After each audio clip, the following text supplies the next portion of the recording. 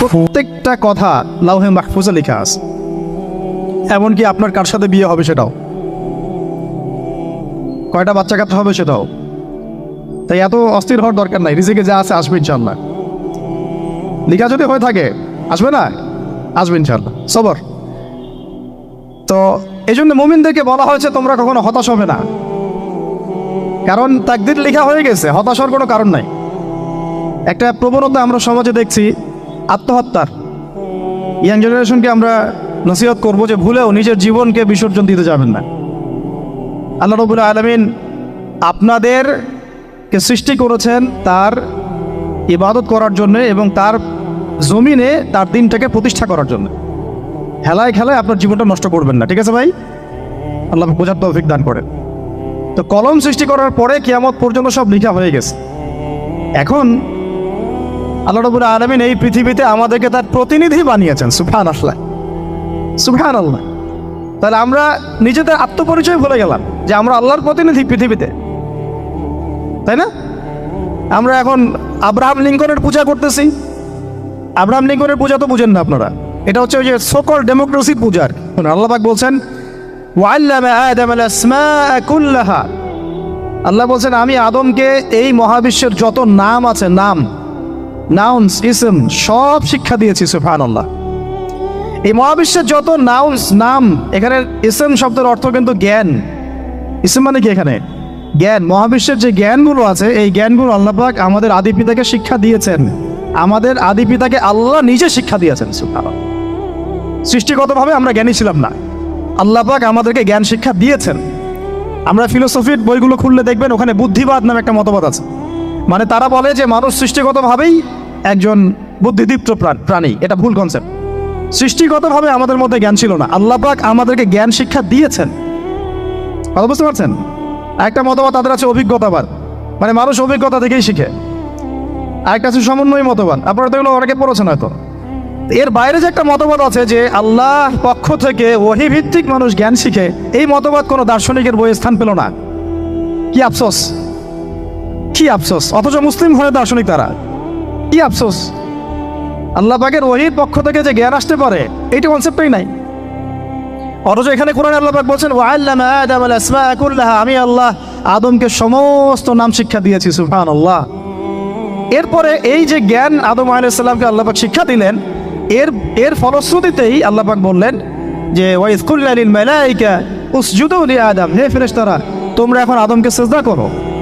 ফেরেশতাদেরকে দিয়ে আল্লাহ পাক আমাদের পিতাকে সিজদা করালেন কিসের কারণে? জ্ঞানের কারণে। জ্ঞানের কারণে ফেরেশতাদেরকে আল্লাহ পাক বললেন যে এই নামগুলো বলে দাও তো তোমরা। তারা বলতে পারলো না, তারা বললো লা ইলম আল্লাহুম্মা লা ইলমা লানা ইল্লা মা আল্লামতানা, আল্লাহ আমাদের তো সেই জ্ঞান নাই, শুধু ওইটুকু জ্ঞান আছে যা আপনি আমাদেরকে শিখিয়েছেন। তখন আল্লাহ পাক বলেছিলেন যে আমি যা জানি তোমরা তো জানো না, আমি কি বলি নাই যে আমি আসমান জমিনের গায়েবের সব খবর জানি? তখন আল্লাহ বললেন যে তোমরা সবাই সিজদা করো আদমকে। তাহলে আমাদের পিতাকে খলিফা করা হলো, জ্ঞান শেখানো হলো, আল্লাহ পাক নিজে শেখালেন, ফেরেশতা মণ্ডলীদের দিয়ে সিজদা পর্যন্ত করালেন। কিসের মানদণ্ডে? আরো আসতে বলেন, জ্ঞানের মানদণ্ডে। এখন যদি আমরা একটু প্রশ্ন ছুড়ে দেই নিজ নিজ বিবেকে, আমরা কি সেই ওহীর 10টা সূরাও শিখেছি? 10টা পারা কি পড়া হয়েছে কখনো? 10টা সূরারও কি অর্থ জানি? অনেকে তো 10টা আয়াতের অর্থ জানি না। আমরা কি সেই ওহীর 10টা হাদিস শিখেছি? তাহলে আমরা কোথায় সম্মান খুঁজতেছি? পশ্চিমাদের কাছে? বলেন। সত্যি সবচেয়ে আফসোস লাগে আমার একটা জিনিস, যে মুসলিমরা আমরা এখন আমাদের আত্মপরিচয় ভুলে যাচ্ছি, আর আল্লাহ পাক আমাদেরকে যেখানে সম্মান রেখেছেন ওইখানে সম্মান না খুঁজে আমরা অন্যের দাসত্বের সম্মান খুঁজতেছি। আল্লাহ আমাদেরকে বোঝার তৌফিক দান করে। এটা অজ্ঞতার কারণে হচ্ছে। আমাদের কাজ তাদেরকে সচেতন করা বা তাদেরকে মেসেজ পৌঁছে দেয়া। আমরা উগ্র পন্থা অবলম্বন করব, আমরা হিকমার সাথে প্রজ্ঞার সাথে মানুষকে বোঝানোর চেষ্টা করব, এগুলো বোঝানোর অংশ। এখন আচ্ছা, আরেকটা কথা আপনাদেরকে বলি, একটা কথা আমি মাঝখানে মিস হয়ে গেছে। এই যে আল্লাহ পাক আমাদেরকে খলিফা করে পাঠিয়েছেন, খলিফার কাজ কি? প্রশ্ন না? আমাদের কাজ কি তাহলে? এই কাজটা আল্লাহ পাক আবার ব্যাখ্যা করেছেন সূরা সদের মধ্যে। কোন সূরায়? সূরা সদ। তো এখানে আল্লাহ পাক আরো একজন নবীকে তার খলিফা বলেছেন, সেই নবীর নাম দাউদ আলাইহিস সালাম। কি নাম? আর দাউদ আলাইহিস সালাম কিন্তু এই জেরুজালেম থেকে, যেখানে এখন ওই জায়নিস্টরা বোম্বিং করে আর কি, নিরীহ মুসলিমদেরকে হত্যা করে বিগত 70 বছর থেকে, ওই জেরুজালেম থেকে কিন্তু দাউদ আলাইহিস সালাম বিশ্ব শাসন করেছিলেন।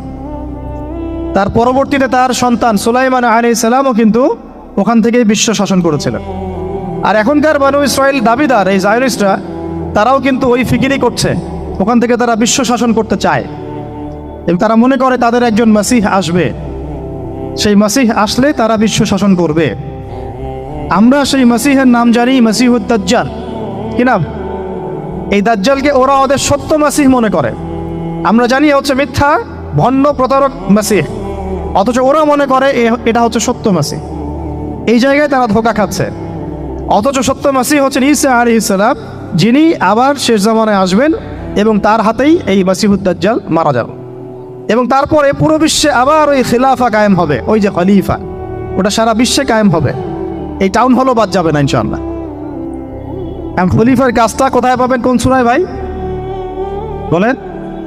সূরা সাদে আল্লাহ পাক দাউদ আলাইহিস সালামকে খলিফা সম্বোধন করে বলছেন, ইয়া দাউদ, কি চমৎকার আহ্বান, ইয়া দাউদ, হে দাউদ, ইন্না জাআলনাকা খলিফাতান ফিল আরদ, দেখো আমি আল্লাহ তোমাকে পৃথিবীতে খলিফা করেছি। কি করেছি? খলিফা করেছে। তোমার কাজ কি শোনো, ফাহকুম বাইনান নাসি বিল হক, বোঝার চেষ্টা করেন একজন খলিফার কাজ কি। খলিফা মানে আল্লাহর প্রতিনিধি, জমিনে যে দায়িত্বশীল, অন্য মানুষের উপরে যে দায়িত্বশীল, তার কাজ ফাহকুম বাইনান নাসি বিল হক, মানুষের মাঝে ন্যায় বিচার প্রতিষ্ঠা করবে, এটা তোমার কাজ। তাহলে এখন যারা আমরা এই জায়গায় আছি বা ভবিষ্যতে আসব, আরও কাল আগাতে থাকবে, সময় আগাতে থাকবে, নতুন নতুন নেতৃত্ব আসবে, সবার ফাংশন একটাই, ফাহকুম বাইনান নাসি বিল হক। আমাদের কাজ হবে মানুষের মাঝখানে কি করা, ন্যায় বিচার, বিচার ফয়সালার ক্ষেত্রে ইনসাফ করা, ন্যায় বিচার করা। তো ন্যায় বিচার তো এখন জাদুঘরে আছে নাকি? হ্যাঁ, কোনো কোনো ক্ষেত্রে আমরা চাই না যে ন্যায় বিচার জাদুঘরে যাক, আমরা চাই আবারও ন্যায় এবং সাম্যের সমাজ প্রতিষ্ঠা হোক। ইনশাআল্লাহ এরপর থেকে আমরা কোনো অন্যায় সহ্য করব না। ইনশাআল্লাহ এরপর থেকে আমরা কোনো জল্লাদতন্ত্র কায়েম করতে দিব না। আমাদের যা আছে তাই নিয়ে প্রতিবাদ হবে ইনশাআল্লাহ। কারণ এখনকার প্রজন্ম প্রতিবাদের ভাষা বুঝে। এখন যদি আপনারা আবার সেই প্রাচীন জুলুমের তন্ত্রে মন্ত্রে ফিরে যান, তাহলে আল্লাহর গজব চলে আসবে, বড় গজব। তো খলিফার কাজ কি ভাই? কি কাজ বললাম বলেন? মানুষের মাঝখানে ন্যায় বিচার প্রতিষ্ঠা করা। আচ্ছা, আরও আছে, আয়াত শেষ হয় নাই। আল্লাহ পাক বলছেন, ওয়ালা তাত্তাবিউল হাওয়া, আর ন্যায় বিচার করতে গিয়ে নিজের দাসত্ব মানে প্রবৃত্তির অনুসরণ করো না। ন্যায় বিচার করতে গিয়ে নিজের প্রবৃত্তির অনুসরণ করো না, মন গড়া বিধানের অনুসরণ করো না। আমার মামা, আমার চাচা, আমার খালু পার করে দিও না। প্রবৃত্তির অনুসরণ মানে কি? মন যাচাই তাই করো না। ন্যায় বিচার করতে গিয়ে আল্লাহ পাকের বিধান মেনে চলো। আর সূরা মাইদাতে আল্লাহ পাক বলেছেন আয়াত নাম্বার 44, 45, 47-এ, ওয়ামান লাম ইয়াহকুম বিমা আনজালাল্লাহ ফাউলাইকা হুমুল কাফিরুন, যারা আল্লাহ পাকের হুকুম অনুযায়ী বিচার ফয়সালা করে না তারা কাফির। 45-এ গিয়ে আল্লাহ বলছেন, ওয়ামান লাম ইয়াহকুম বিমা আনজালাল্লাহ ফাউলাইকা হুমুল ফাসিকুন, যারা আল্লাহ পাকের বিধান অনুযায়ী বিচার ফয়সালা করে না এরা ফাসিক, পাপাচারী। 47 নম্বর আয়াতে গিয়ে আবার বলছেন, ওয়ামান লাম ইয়াহকুম বিমা আনজালাল্লাহ ফাউলাইকা হুমুজ জালিমুন, যারা আল্লাহর হুকুম বিধান অনুযায়ী বিচার ফয়সালা করে না এরা জালেম। তো কাফেরও বলেছেন আল্লাহ, ফাসিকও বলেছেন, জালেমও বলেছেন। তাহলে বিচার ফয়সালা করার ক্ষেত্রে আল্লাহ পাকের বিধানকে সর্বোচ্চ অগ্রাধিকার দিতে হবে, নিজের প্রবৃত্তির অনুসরণ করা যাবে না। নিশ্চয়ই যারা আল্লাহ পাকের সরল পথ থেকে বিচ্যুত হয়ে গেছে তাদের জন্যে কাল কিয়ামতের মাঠে আছে আযাবুন শাদীদ। আযাবুন শাদীদ মানে কঠিন কঠিন যন্ত্রণাদায়ক শাস্তি, এই কারণে যে তারা কিয়ামতের দিনটাকে ভুলে গিয়েছেন। শাদীদ এর অর্থটা কি এটা বোঝার জন্য আপনাকে সূরা হাদীদ পড়তে হবে। কোন সূরা? আসলে কোরআনের আয়াতগুলো হচ্ছে আকাশের তারার মতো। তারা দেখবেন আকাশের, তারা দেখাও সুন্নত। ইসলাম তো রসকসহীন ধর্ম না রে ভাই, সব কিছুই আছে এখানে। আসলে আমরা জানি না বলে আমরা মনে করি যে এখানে কোনো বিনোদনই নাই, তাই না? হ্যাঁ, গান বাজনা না করলে কি হয়, মন শান্তি হয়, এরকম একটা ভাব। যদি আপনি কোরআনের ভিতর ঢুকে যান, আপনার হৃদয়ে এমন নূর আসবে, এমন তৃপ্তি আসবে যে ওগুলো আপনার শুনতে ইচ্ছা করবে না, আপনি কান বন্ধ করে ফেলবেন, নিজেই বলতেই হবে না। এখন কিছু নতুন ইসলামিস্ট আসছে, তারা এগুলোকে ইসলামের অন্তর্ভুক্ত বলে মনে করার দাবি করতেছে যে এগুলো তো নিষেধ নাই, এগুলো তো নিষেধ করা হয় নাই। কতটুকু জানেন ইসলাম সম্পর্কে? আপনি না জেনে কেন কথা বলেন? নবী সাল্লাল্লাহু আলাইহি ওয়াসাল্লাম রাস্তা দিয়ে হাঁটছেন, ওই সময় তো অনেক পূজা অর্চনা ইত্যাদি হতো মক্কায়। তো এখানে ঢাক ঢোলের শব্দ আসছে, নবী সাল্লাল্লাহু আলাইহি ওয়াসাল্লাম নিজের 2 আঙ্গুল কানের মধ্যে ঢুকিয়ে দিলেন, দিয়ে পাশে একজন সাহাবী তাকে জিজ্ঞাসা করছেন হাঁটতে হাঁটতে হাঁটতে হাঁটতে, তুমি কি এখন আওয়াজ শুনতে পাচ্ছ? সাহাবী বলেন, না ইয়া রাসূলুল্লাহ, এখন আওয়াজ শুনতে পাচ্ছি না। তখন তিনি হাত কান বের করলেন। এটা নবীর সুন্নত। আর আমরা নবীর সুন্নতকে উল্টাই দিচ্ছি কিভাবে দেখেন, আমাদের কানেই এখন ইয়ারফোন। উনি যেটা শুনে কান বন্ধ করতেন, ওইটা আমরা কানে ঢুকায় রাখছি একেবারে। আল্লাহ আমাদেরকে বোঝার তৌফিক দান করেন। প্রত্যেকটা তারাকে আল্লাহ পাক এত সূক্ষ্মভাবে স্থাপন করেছেন যে যদি একটু সামান্য একটু ডানে বামে এগুলো সরে যায়, মহাবিশ্বের এই স্থিতিশীলতা নষ্ট হয়ে যাবে। এবং এটার কসমও আল্লাহ পাক কোরআনে করেছেন সূরা ওয়াকিয়ার মধ্যে। কোন সূরা? সূরা ওয়াকিয়াতে আল্লাহ পাক বলেছেন, ফালা উকসিমু বিমাওয়াকিইন নুজুম, আমি তারার অবস্থান স্থলের স্থিতির কসম করে বলছি। আল্লাহ পাক এর কসম করেছেন। কত গুরুত্বপূর্ণ জিনিস, ঠিক আছে? তো পরেরগুলো বললাম না। সূরা হাদীদ কেন পড়বেন? সূরা হাদীদ আল্লাহ পাক বলেছেন যে ওয়ানজালনাল হাদীদা ফীহি বাসুন শাদীদ, এই যে শাদীদ বোঝা থেকে হাদীদে আসছে। আল্লাহ পাক বলছেন যে আমি আল্লাহ পৃথিবীতে আসমান থেকে লোহা নাজিল করেছি। অবাক করার বিষয় না? লোহার খনি খুঁজতেছেন আপনারা মাটির নিচে, তাই না? আল্লাহ পাক বলছেন আমি লোহা নাজিল করেছি। আনজালনাল হাদীদা, আমি হাদীদ লোহা নাজিল করেছি। ফীহি বাসুন শাদীদ, যে লোহার মধ্যে আছে কঠিন শক্তি আছে না? আয়রন যে অণু পরমাণুগুলো, এগুলোর শক্তি সবচেয়ে বেশি না? কেমিস্ট্রিতে আপনারা পড়েছেন। তাহলে এখন আল্লাহ পাক বলছেন কিয়ামতের দিন তাদের জন্য আযাবুন শাদীদ, যারা আল্লাহ পাকের খলিফার দায়িত্ব পালন করবে না, যারা খলিফার দায়িত্ব পেয়েও ন্যায় বিচার করবে না, ইনসাফ করবে না, প্রবৃত্তির অনুসরণ করবে, ঠিক আছে, আল্লাহর পথ থেকে বিচ্যুত হয়ে যাবে, তাদের জন্য কিয়ামতের মাঠে এই শাস্তি আছে। তাহলে আমরা কি খলিফা শব্দ বুঝতে পারলাম? আমাদের পিতা যে খলিফা, এটা কি বুঝতে পারলাম? তাহলে এখন বলেন তো, প্রত্যেক নবী কি আল্লাহর খলিফা ছিলেন না? ছিলেন কি না? প্রত্যেক নবী কি আল্লাহর বিধান দিয়ে বিচার ফয়সালা করেন নাই? মানুষের মাঝখানে ইনসাফ করেন নাই? ন্যায় বিচার প্রতিষ্ঠা করেন নাই? এরপরে সাহাবায়ে কেরামের যুগে তারা কি ন্যায় বিচার প্রতিষ্ঠা করেন নাই? তাহলে হঠাৎ করে কি হলো বিশ্ববাসীর মধ্যে যে একেবারে কোরআন হাদিস এর মৌলিক বিষয়গুলো এগুলো সব পাশ কাটিয়ে আমরা মানব রচিত বিধানগুলোর দিকে চলে গেলাম? রহস্যজনক একটা বিষয়টা। এটা হচ্ছে দাজ্জালীয় একটা শাসন আসতেছে সামনে। দাজ্জাল নিজেকে খোদা বলে দাবি করবে, সে সমস্ত মানব জাতিকে বোঝাবে যে সেই খোদা, নাউযুবিল্লাহ। সে অনেক ভেলকি দেখাবে, মানুষকে তার দিকে টেনে নিয়ে আসবে। এমনকি সে এক হাতে জান্নাত এক হাতে জাহান্নাম নিয়ে ঘুরবে।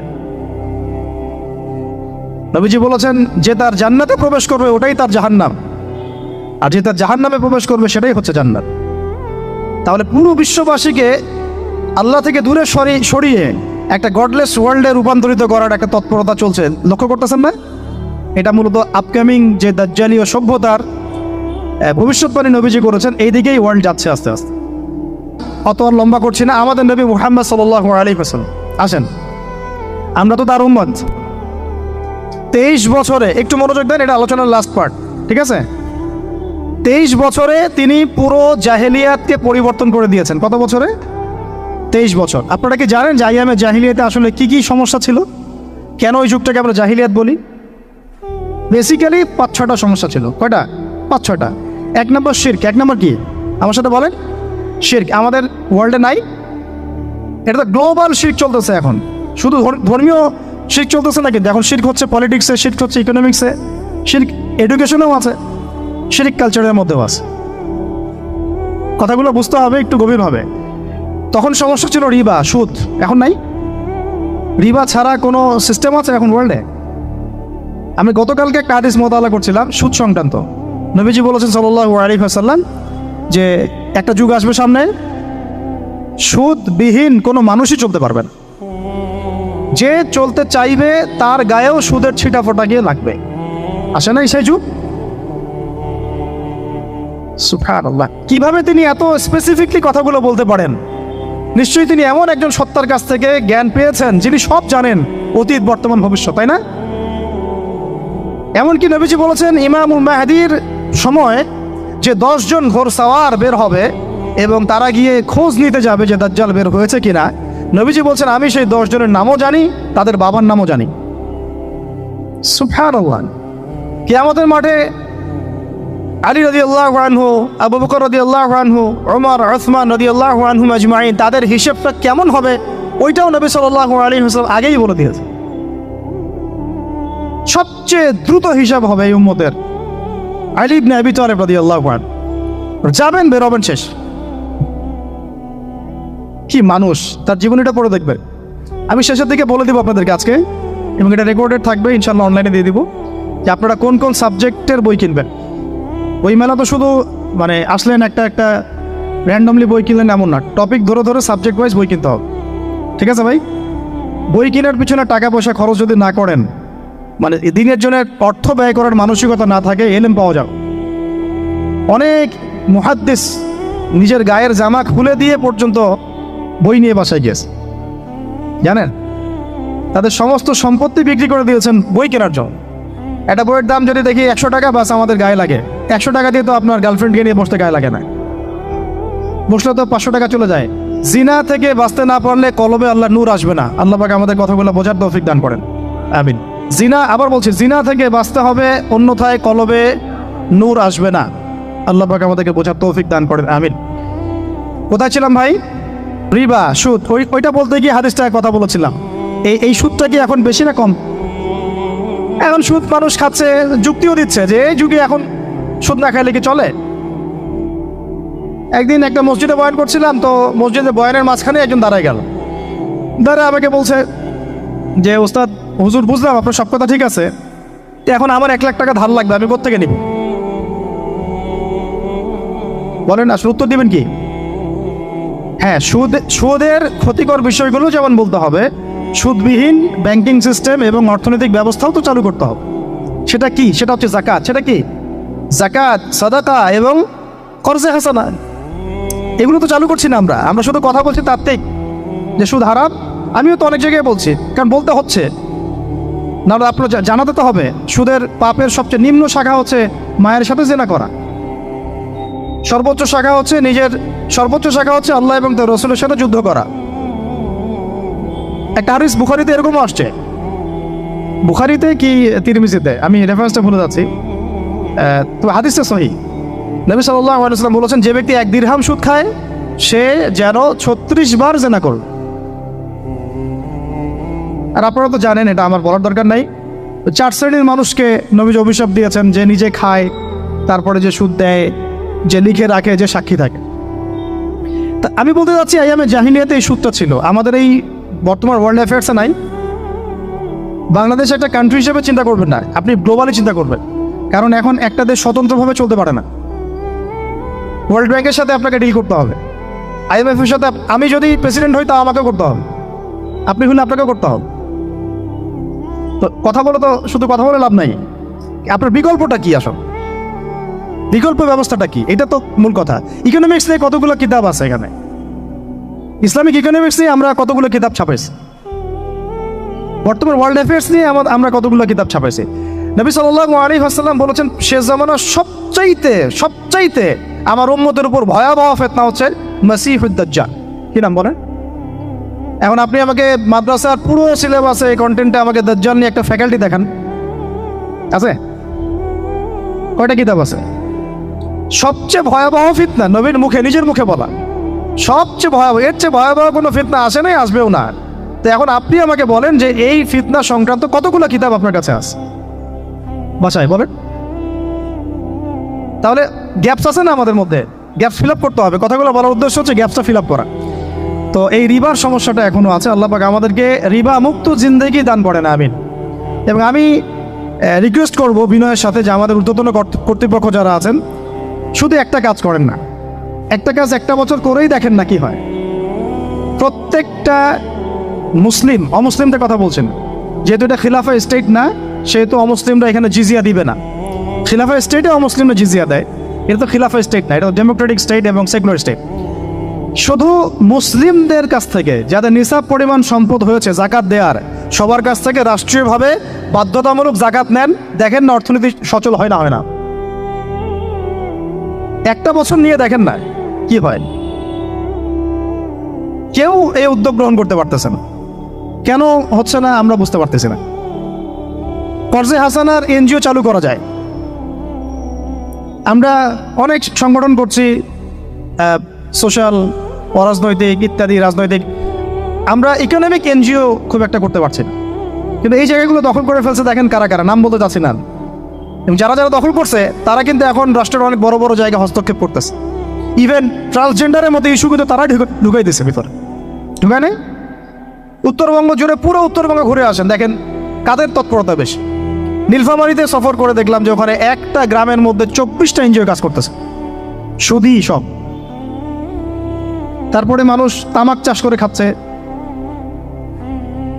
একটা দল দাবি করতেছে নবী সাল্লাল্লাহু আলাইহি ওয়াসাল্লাম ছাড়াও আরও নাকি নবী আসতে পারে, নাউযুবিল্লাহ। এবং ওই যে মির্জা গোলাম আহমেদও তাদের অন্তর্ভুক্ত। মানুষ ওই দলের নাম লেখাচ্ছে চাকরির জন্য, ব্যবসা করতেছে তারা দেশের মধ্যে। আরে ভাই, শুধুমাত্র তাত্ত্বিক কথাবার্তা না, আমাদের সংগ্রামটা কিন্তু বহুমুখী। শুধু ইলম অর্জন তো একটা বেসিক জিনিস, এই বেসিকটাই এখনো হচ্ছে না আমাদের। ইলম অর্জনটা বেসিক জিনিস, এটাই হচ্ছে না। এরপরে আপনার অর্থনীতি সমৃদ্ধ করা, সংস্কার করা, সমাজ সংস্কার করা, রাজনৈতিক অঙ্গনগুলোর মধ্যে যে অরাজকতা এগুলোকে সংস্কার করা, কত কাজ আমাদের। কিন্তু আমরা কিন্তু একটা জায়গাতেও স্থির নাই।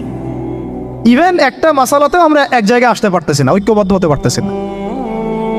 আমরা খুবই ব্যাকডেটেড চিন্তা করতেছি এই জায়গাতে। অথচ আমাদের উচিত ছিল এই প্রবলেমগুলোকে আরও 30-40 বছর আগেই সলভ করা। তাহলে এখন হয়তো আপনি ভালো কিছু পেতেন। আমাকে একটা প্রতিষ্ঠান দেখান যেখানে নুরানি থেকে নিয়ে, মানে নুরানি থেকে দাওরা বা ক্লাস নার্সারি থেকে মাস্টার্স, এরকম সিলসিলায় ইসলামিক শিক্ষা এবং জেনারেল শিক্ষাকে একত্রিত করে একটা সিলেবাস মেনটেন করে পড়ানো হচ্ছে। আমাকে কয়েকটা প্রতিষ্ঠানের নাম বলেন, আমি ওখানে আমার মেয়েকে ভর্তি করাবো।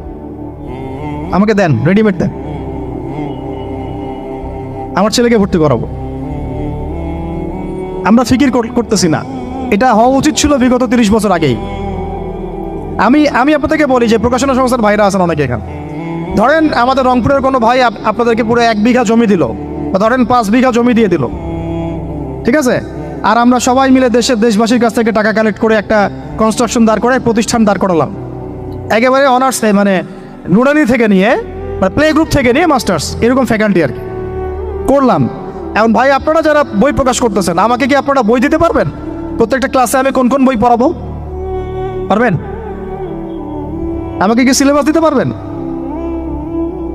কথা বলেন। প্লে গ্রুপে কোন কোন বই পড়াবো আমাকে দেন, নার্সারিতে দেন, STD 1-এ দেন, 2-তে দেন, 3-তে দেন, 5-এ দেন, এভাবে আপনি আমাকে ক্লাস 10 পর্যন্ত দেন। তারপরে কি আপনি আমাকে অনার্স, মাস্টার্স, এই ফ্যাকাল্টিগুলো আলাদা আলাদা, এগুলোকে ইউনিভার্সিটি আদলে আপনি কি আমাকে সাজা দিতে পারবেন? আমরা জায়গা দিব, টাকা দিব, প্রতিষ্ঠান করে দিব। প্রকাশনা সংস্থা থেকে কি আমরা এতটুকু পেতে পারি? এবং এমন আলেমের প্রোডাক্ট যে আলেমরা সারা ওয়ার্ল্ডকে ডিল করতে পারে, মানে ইন্টারন্যাশনাল স্কলার। এখান থেকে যাবে ইউকেতে গিয়ে দাওয়াতি কাজ করে আসবে, অস্ট্রেলিয়ায় গিয়ে দাওয়াতি কাজ করে আসবে, মালয়েশিয়ায় গিয়ে দাওয়াতি কাজ করে আসবে, আন্তর্জাতিক মানের আলেম। আমরা কি জেনারেল শিক্ষিত ব্যাকগ্রাউন্ড থেকে তৈরি করতে পারবো? পারছি কি? আর আপনারা আমাকে বলেন তো ভাই, যে কত % মানুষ জেনারেল শিক্ষিত আর কত % মানুষ মাদ্রাসায় শিক্ষিত? কাদের পরিসংখ্যানটা বেশি? তারা কি, তাদের কোনো অবদান রাখার কোনো সুযোগ নাই? এখন যদি এই ক্লাসিক্যাল পড়াশোনা না হয়, ইলমের এই গভীরতায় না যায় এবং বড় বড় ওলামায়ে কেরামদের সোহবতে তারা না আসে, তাহলে কিভাবে তারা বিশুদ্ধ ইসলাম শিখবে আর প্রচার করবে আর প্রতিষ্ঠা করবে? যে আজকের এই বইমেলাটা এই অঞ্চলটাকে আলোকিত করে রাখলো। যদিও আমরা যদি দেখতাম যে এখানে একটা কনসার্ট হচ্ছে এবং নামি দামি কোনো ব্যান্ড শিল্পী এসে এখানে গান গাচ্ছে, হ্যাঁ, একদম গিটার প্লে করছে, ড্রামস প্লে করছে, নাচ হচ্ছে, তখন দেখতেন যে এখানে লোকের সমাগম আরও বেশি হতো। লোকের সমাগম কি হতো? বেশি হতো। তো এই যে একটা জাহালাত, এর পিছনের কারণটা কি? কেন দুনিয়াবি কোনো লালসা দেখলে মানুষ ছুটে আসতেছে, আর কেন এখানে তুলনামূলক উপস্থিতি কম? এটার কারণটা কি? কারণ হচ্ছে ইলমের অভাব। কারণ কি? ইলমের অভাব, জ্ঞানের অভাব। আর এই জ্ঞানটাকেই মানুষের মাঝখানে ছড়িয়ে দেওয়ার জন্যেই এই কিতাব কেন্দ্রিক আয়োজনগুলো হয়ে থাকে। দার্স হয়ে থাকে, খুতবা হয়ে থাকে, তালিম হয়ে থাকে, মাদ্রাসায় মক্তবে পড়ানো হয়, স্কুল কলেজ ইউনিভার্সিটিতে পড়ানো হয় জ্ঞান কেন্দ্রিক, যাতে করে মানুষ জ্ঞানী হয় এবং দুনিয়া এবং আখিরাতের হাকিকত বুঝতে শিখে, কোনটাতে তার চিরস্থায়ী কল্যাণ সেটা সে বুঝতে শেখে। তো ইলম কেন্দ্রিক কথা যদি বলতে হয়, আগে আপনাদেরকে কয়েকটা ঘটনা শোনাই। আপনাদের ধৈর্য আছে তো নাকি সংক্ষিপ্ত করব? আজকে থেকে ধরেন লক্ষ কোটি বছর আগে, কত কোটি বছর আমরা জানি না, আল্লাহ রাব্বুল আলামিন একা ছিলেন, একা। তিনি সর্বপ্রথম সৃষ্টি করলেন আরশে আযীম। কি সৃষ্টি করলেন? আরশ আল্লাহ রাব্বুল আলামিনের একটা এমন স্বতন্ত্র সম্মানিত একটা সৃষ্টি, যেটা সবচেয়ে বড় সৃষ্টি, এর চেয়ে বড় কোনো সৃষ্টি নাই। এমনকি কিয়ামতের মাঠে এই আরশের ছায়া আল্লাহ রাব্বুল আলামিন 7 শ্রেণীর মানুষকে ছায়া দিবে। সুবহানাল্লাহ। ওই 7 শ্রেণী সম্পর্কে আমরা অন্য হাদিসে পড়ে নিব, অনেকে হয়তো জানেন। সেখানে ন্যায়পরায়ণ শাসক থাকবেন, তারপরে যুবক থাকবেন, যুবক শ্রেণী যারা যৌবনকালটা আল্লাহর ইবাদতে কাটিয়ে দিয়েছে। সুবহানাল্লাহ। যে নারী একজন যুবককে আহ্বান করেছে খারাপ কাজের জন্যে, কিন্তু যুবক বলেছে যে আমি রাজি না, আমি আল্লাহকে ভয় করি, সেই যুবকও আরশের ছায়া পাবে ইনশাআল্লাহ। তারপরে সেই দুই ভাই বা ব্যক্তি যারা একে অপরকে আল্লাহর জন্য মহব্বত করে, তারাও আরশের ছায়া পাবে। এমন ব্যক্তি যে গোপনে দান করে, মানে ডান হাত দিয়ে কি দান করছে বাম হাত জানে না, তারাও আরশের ছায়া পাবে। এমন ব্যক্তি যে অন্ধকারে বা একাকী আল্লাহ পাককে স্মরণ করে এবং চোখ দিয়ে দরদর করে পানি পড়তে থাকে, এই ব্যক্তিও আরশের ছায়া পাবে। এরকম প্রায় 7 শ্রেণীর মানুষ আরশের ছায়া পাবে। তো আরশ সৃষ্টি করার পরে আরশটা ছিল পানির উপরে। কোথায় ছিল? পানির উপরে। সূরা হুদের মধ্যে আছে। আমি শুধু রেফারেন্সগুলো আপনাদেরকে সূরাগুলো বলে দিব, বাসায় গিয়ে আপনারা পড়বেন। প্রত্যেকটা আয়াত কিন্তু এখানে ধরে ধরে বলার সময় নাই আর কি আমার কাছে। তো আরশটা ছিল পানির উপরে। এরপরে আল্লাহ রাব্বুল আলামিন আসমান এবং জমিন সৃষ্টি করেছেন 6 দিনে। পুরো মহাবিশ্ব আল্লাহ রাব্বুল আলামিন সৃষ্টি করেছেন কত দিনে? 6 দিনে। ফি সিত্তাতি আইয়াম, 6 দিনে। তো এখন সৃষ্টি করার পরে আল্লাহ রাব্বুল আলামিন কলম সৃষ্টি করেছেন। কি সৃষ্টি করেছেন? কলম। ইলমের সাথে যে কলমের সম্পর্ক, এটা একটু পরে আরো ক্লিয়ার হবে আপনাদের কাছে। আল্লাহ পাক কলম সৃষ্টি করে বলেছেন উকতুব, কলম তুমি লিখো। কলম তো আমাদের সংজ্ঞা মতো জড় পদার্থ, তাই না? হ্যাঁ। তো আল্লাহ পাক বলছেন কলমকে তুমি লিখো। তো কলম কথা বলছে, মাযা আকতুব, আমি কি লিখবো? আল্লাহ পাক বলছেন লিখো, কিয়ামত পর্যন্ত যা যা হবে সব লিখে ফেলো। এরপর আল্লাহ রাব্বুল আলামিন লাউহে মাহফুজের মধ্যে একদম from the very beginning till the last day of judgement প্রত্যেকটা কথা লাউহে মাহফুজে লেখা আছে। এমনকি আপনার কার সাথে বিয়ে হবে সেটাও, কয়টা বাচ্চা কাচ্চা হবে সেটাও। তাই এত অস্থির হওয়ার দরকার নাই, রিজিকে যা আছে আসবে ইনশাআল্লাহ। লেখা যদি হয়ে থাকে আসবে না? আসবে ইনশাআল্লাহ। সবর।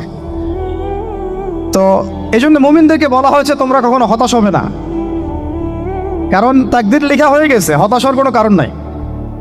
একটা প্রবণতা আমরা সমাজে দেখছি আত্মহত্যার। ইয়াং জেনারেশনকে আমরা নসিহত করবো যে ভুলেও নিজের জীবনকে বিসর্জন দিতে যাবেন না। আল্লাহ রাব্বুল আলামিন আপনাদেরকে সৃষ্টি করেছেন তার ইবাদত করার জন্য এবং তার জমিনে